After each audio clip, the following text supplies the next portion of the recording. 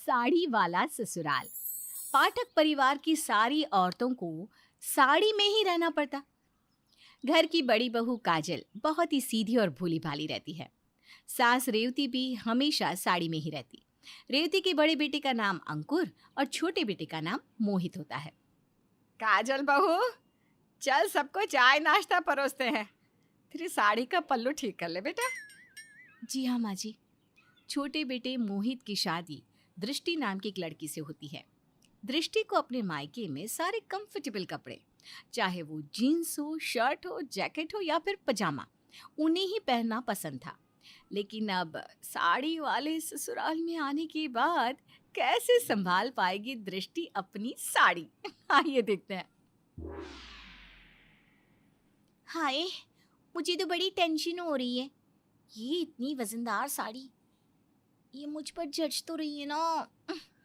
मैं इसे हैंडल तो कर पाऊंगी ना? इतने सारे काम पड़े हैं। जिठानी जी और माँ जी कैसे हैंडल करती होंगी? तभी वहां पर ठंडी जूस का ग्लास लेकर मोहित आता है। वाइफी, तुम स्ट्रेस मत लो, ये लो जूस पियो। दृष्टि एक सिप जूस पीती है और लंबी सांस लेती है। हाय, मुझे तो इस साड़ी में बड़ी घुटन सी हो रही है मोहित जी, क्या करूं? टेंशन मत लो दृष्टि, तुमने पहली बार साड़ी पहनी है ना, इसलिए ऐसा हो रहा है। कोई भी नई चीज में एडजस्ट होने में टाइम तो लगता ही है ना। और वैसे तुम ना इस साड़ी में बहुत खूबसूरत लग रही हो। तुम्हारी बलाइया ले लेता हूँ, एक मिनट। मोहित अपने वॉलेट में से पैसे की नोट निकालता है और उस नोट को वो दृष्टि के सर से गोल घुमाकर उसकी नजर उतारता है और बलाइयां लेता है। मेरी बीवी को किसी की नजर ना लगे, थू थू थू थू थू। दृष्टि अब अपने ससुराल में रोज साड़ी पहनती, लेकिन उसे उस साड़ी में काम करने में काफी दिक्कत होती। एक दिन जब घर पर मेहमान आते हैं, तब काजल और दृष्टि दोनों बहुएं चाय नाश्ते का ट्रे लेकर आते हैं और तभी दृष्टि साड़ी में चलते चलते गिर जाती है और सारा जूस उस मेहमान के मुंह पर उड़ जाता है। ओह हाय, मर गई मैं तो। दृष्टि, दृष्टि, तुम ठीक हो ना? सभी दृष्टि को सोफे पर बिठाते हैं और मेहमान गुस्से से कहते हैं, कैसी बहू है आपकी रेवती जी, नंद किशोर जी, साड़ी तो संभाली नहीं जाती, अपनी गृहस्थी क्या संभालेगी? मेहमान के जाने के बाद ससुर नंद किशोर और जेठ अंकुर दृष्टि को खूब सुनाते हैं। सब इसके मायके वालों का ही कसूर है। अगर उन्होंने इसे उन बेढंगे कपड़ों की जगह साड़ी पहनाई होती ना, तो इसे ये सारी तकलीफों का सामना करने की नौबत ही नहीं आती। और नहीं तो क्या, खामखा घर आए मेहमान को नाराज कर दिया। काजल भी तो रोज साड़ी पहनती है, वो तो कभी गिरी पड़ी नहीं। दृष्टि बहुत दुखी हो जाती है। फिर एक दिन जब घर में पूजा चल रही होती है, तभी घर के आंगन में रंगोली बनाते समय दृष्टि का ध्यान अपनी साड़ी के पल्लू पर नहीं होता और वो रंगोली बनाने में पूरी तरह मग्न हो जाती है। तभी उसकी साड़ी का पल्लू एक जलते हुए दिए से लगकर जलने लगता है और दृष्टि अपनी साड़ी को जलते देख जोर जोर से चिल्लाने लगती है। बचाओ मेरी साड़ी! नहीं, मोहित, माँ जी, जेठानी जी! सभी घबराकर आंगन में भागे दौड़े चले आते हैं और मोहित फटाफट दृष्टि की साड़ी पर पानी डालता है और दृष्टि बेहोश हो जाती है। कुछ देर बाद उसे होश आता है। तब, दृष्टि, तुम ठीक हो ना? तुम्हें आग से कोई चोट तो नहीं आई ना? नहीं मोहित जी, मैं बिल्कुल ठीक हूँ। दृष्टि बहू, तुम्हें अपने साथ साथ अपनी साड़ी को भी संभालना सीखना होगा। ऐसे ही करती रहोगी तो एक दिन बहुत बड़ी आफत को बुलावा दे दोगी, जैसे आज दी थी। अगर आज कुछ हो जाता तुम्हें तो?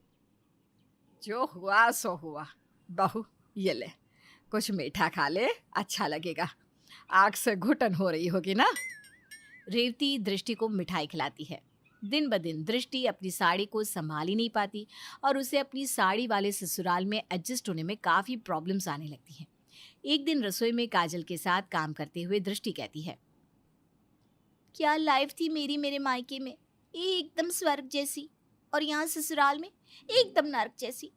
मैं तो तंग आ गई हूँ ये रोज रोज की साड़ी पहनकर। ना तो ठीक से सांस ले पाती हूँ, ना ठीक से काम कर पाती हूँ। ये मर्द तो घर में कुछ भी पहन सकते हैं, लेकिन हम औरतों को ही क्यों इस साड़ी के पिंजरे में कैद किया जाता है? तभी काजल भी बोलती है, हाँ दृष्टि, तुम सही कह रही हो, साड़ी में घुटन तो मुझे भी होती है, मेरा भी बहुत मन करता है कि मैं भी अच्छे अच्छे स्टाइलिश और मॉडर्न कपड़े पहनूं, जिसमें मैं कंफर्टेबल रहूं। लेकिन इतने अच्छे फैमिली से आने के बाद भी यहाँ ससुराल में मुझे साड़ी ही पहननी पड़ रही है। मुझे डांस करने का भी ना बड़ा शौक है, लेकिन यहाँ ससुराल में तो मैं वो भी नहीं कर सकती। हाय, इसका मतलब जेठानी जी, आपका भी दिल और दिमाग वही कहता है जो मेरा कहता है। हम दोनों का तो एक ही रोना है।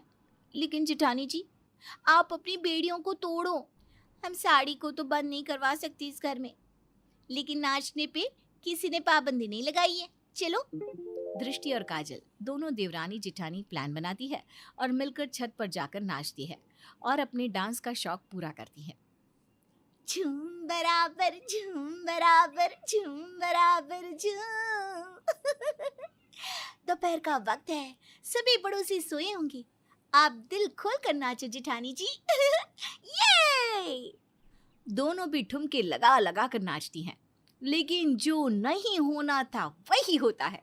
अंकुर और नंद किशोर दोनों भी काजल और दृष्टि को छत पे नाचते हुए देख लेते हैं और गुस्से से आग बबूला हो जाते हैं। ये सब क्या तमाशा लगा रखा है तुम दोनों बहुओं ने? घर की इज्जत को मिट्टी में मिलाने की पूरी कोशिश जारी है ना? अरे लोक लाज कुछ है कि नहीं? खुले आम छत पर ठुमके लगा रही हो, है? काजल, मैंने तुमसे कहा था ना कि अपने घुंघरू अपने मायके में ही छोड़ाना, तो फिर तुम दोनों छत पे ताथैया क्यों कर रही थी? हाँ? मोहित, कुछ समझा अपनी बीवी को। बेशर्मी की सारी हदें पार कर दी तुम दोनों ने आज। वो तो अच्छा हुआ किसी आस पड़ोस वालों ने देखा नहीं, वरना पूरे मोहल्ले में हमारे परिवार की नाक कट जाती और हम किसी को शक्ल दिखाने के लायक तक नहीं रहते। वैसे तो मैडम से साड़ी में एक काम ढंग से किया नहीं जाता, और आज डांस बराबर जोश में कर लिया है। रेवती कह दो अपनी दोनों बहुओं से, आज के बाद अगर इन्होंने ऐसी कोई बेवकूफ़ी वाली हरकत की तो मुझसे बुरा कोई नहीं होगा। दृष्टि और काजल की पाबंदियां अब तो और भी ज्यादा बढ़ जाती है। ससुर नंद किशोर उनसे बहुत सख्ती से पेश आते। मोहित भी इस सब में कुछ नहीं कर पाता। फिर एक दिन अचानक से सास रेवती सबके सामने जींस पहनकर आती है और उसे जींस टॉप में देखकर सभी घर वाले चौंक जाते हैं। नंद किशोर को बहुत गुस्सा आता है। यह सब क्या है रेवती? तुमने ये जींस पहनी? अरे हिम्मत कैसे हुई तुम्हारी? अपनी मर्यादा भूल गई क्या? क्या है ये सब बताओ, वरना क्या? मैं आज साफ साफ कहती हूँ, दृष्टि बहू, काजल बहू, तुम बिना डरे बिना किसी शर्म के तुम्हें जो पहनना है पहन सकती हो, वो भी आज से, इसी वक्त से। फिर तुम्हें कोई रोक के टोक के दिखाए तो मैं उस इंसान का वो हाल करूंगी जो उसने सोचा भी नहीं होगा। माँ, आपका दिमाग तो ठिकाने पर है ना? आपको इस बात की खबर भी है कि आप क्या कह रही हैं और क्या कर रही हैं? रेवती, एक औरत को यह सब बिल्कुल शोभा नहीं देता, और इस अधेड़ उम्र में तो बिल्कुल भी नहीं। अभी के अभी जाकर साड़ी पहन कर आओ, इससे पहले कि मेरा गुस्सा ज्वालामुखी बनकर फट जाए। जाओ, मुझे और गुस्सा मत दिलाओ। मैं साड़ी नहीं पहनूंगी। मुझे जो पसंद है, जो अच्छा लगता है, जिस कपड़े को पहनकर मैं आरामदायक महसूस करती हूँ, मैं वही कपड़े पहनूंगी। रेवती को देखकर दोनों बहुओं को भी हिम्मत मिलती है और वो भी आवाज उठाती हैं। माँ जी एकदम सही कह रही हैं। अरे आप आदमी लोग जो मन चाहे वो पहनते हो, फिर चाहे वो जींस हो, शर्ट हो, टी शर्ट हो, पैंट हो, बनियान हो या छोटी पैंट। हाँ? अगर आप लोग सीना तान कर अपने पसंद के कपड़े पहन सकते हो तो हम औरतें क्यों नहीं? क्यों हमेशा औरतों को ही एडजस्ट करना पड़ता है?